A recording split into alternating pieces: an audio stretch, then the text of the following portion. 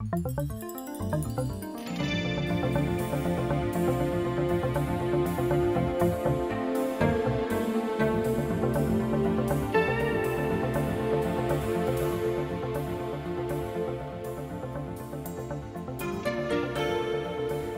I'm Dr. Arno David Hausman, and you've discovered Vital Signs, a public service program sponsored by Phelps Memorial Hospital and bringing you an in-depth look at medical issues in the news.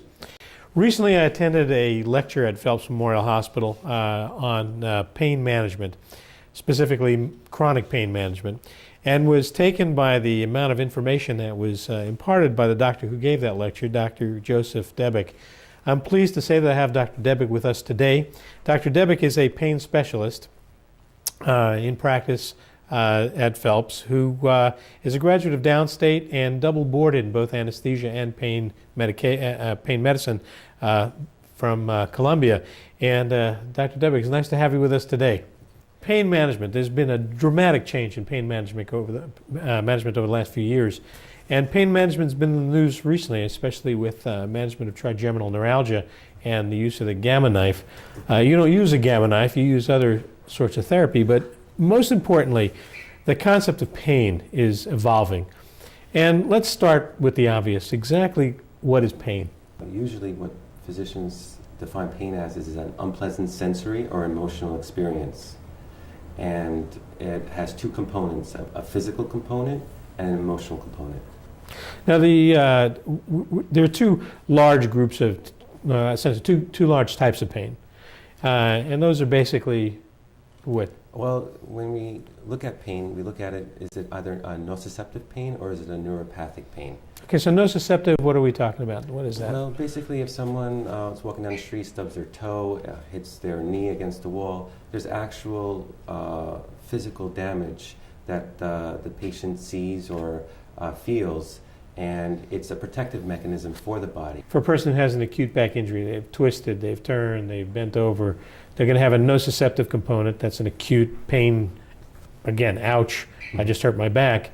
And then they can secondarily develop the chronic neuropathic, or is it part of the injury, or what is it? How does that evolve? It potentially can develop into a chronic neuropathic pain problem. But with low back pain, if you have, let's say, a herniated disc, there is actually some potentially pathology on the nerve in the sense that the nerve is not functioning properly. There's compression of the nerve.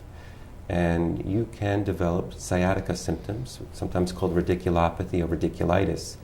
And that is a neuropathic component to their acute nociceptive pain. So again, it's the nerve itself that's injured and creating this sensation.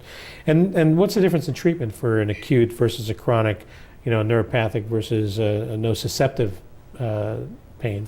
Well, again, what's commonly done with nociceptive pain, and let's say post-surgical pain, some of that just comes in from surgery, that's a nociceptive pain. There's an obvious source of why the pain is coming from. And we usually just treat that with a short course of opioid therapy, a short course of narcotics such as Percocet or Vicodin for 2 to 3 weeks.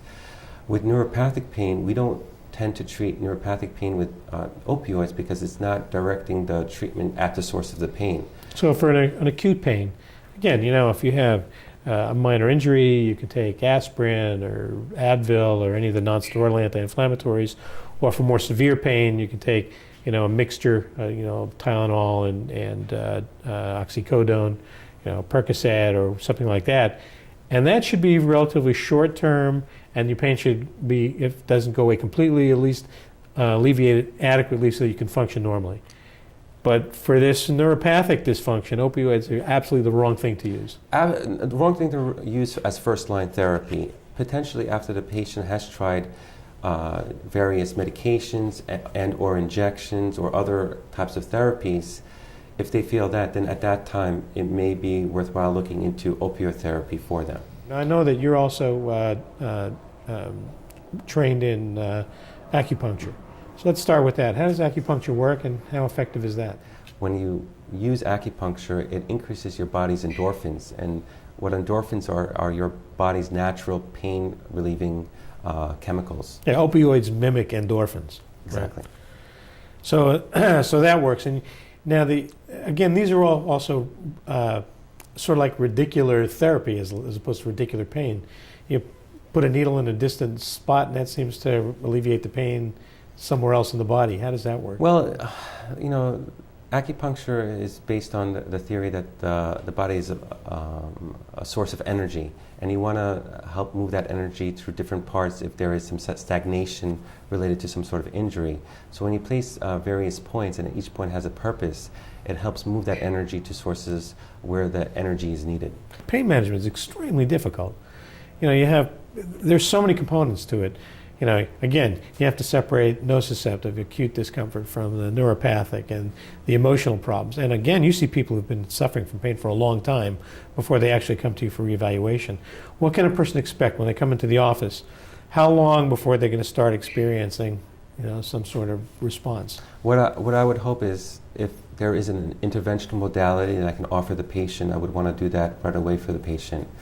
And that can be almost immediate. And they can get immediate relief with that. And I'm getting about 80-85% benefit, with patients getting 50% or more pain relief with my injections. Well, that's amazing. The literature supports about 50-60, but you know, the way we were trained and the way the new pain physicians that are coming out, we're specifically choosing the right patient population to perform these injections on, and therefore our results are substantially greater than what the research supports. And again, it's not one type of modality. You have these alternative treatments that are also very effective in adding to the overall effect. The future of pain management will be a multimodal approach that's going to encompass a variety of different medical genres, including chiropractic, physical therapy, and interventional pain management. And that's the direction that we will go here at Phelps. And I think on that note, it's time to wrap it up. We've run out of time again. I think we've covered a lot of material. I think that the take-home message for people, number one, is if you're a person suffering from chronic pain, that the first thing you need to do is discuss this with your primary care physician before going into any surgical intervention. At least undergo complete pain management evaluation, a relatively new specialty that's now available in our community at Phelps and throughout the nation as more and more people are trained to do this. Take the time to find out where your pain is coming from, how much of it is acute, nociceptive, how much of it is chronic, neuropathic, and remember that the treatments for each are quite different, and that the treatment for chronic neuropathic pain, especially the kind that we see with back pain, is not one shot solves all problems, but is a multimodality approach, multidisciplinary, and that certainly significant relief can now be achieved where in the past we thought that there was no hope at all. This is especially true for the cancer kind of pains that we see, cancer pain that should at least be alleviated by these combination approaches. The bottom line being that there's hope out there, that people should not have to suffer needlessly, and that you should definitely seek the help that's now available. Thank you for watching. It's been a pleasure having you. Thank you for being here.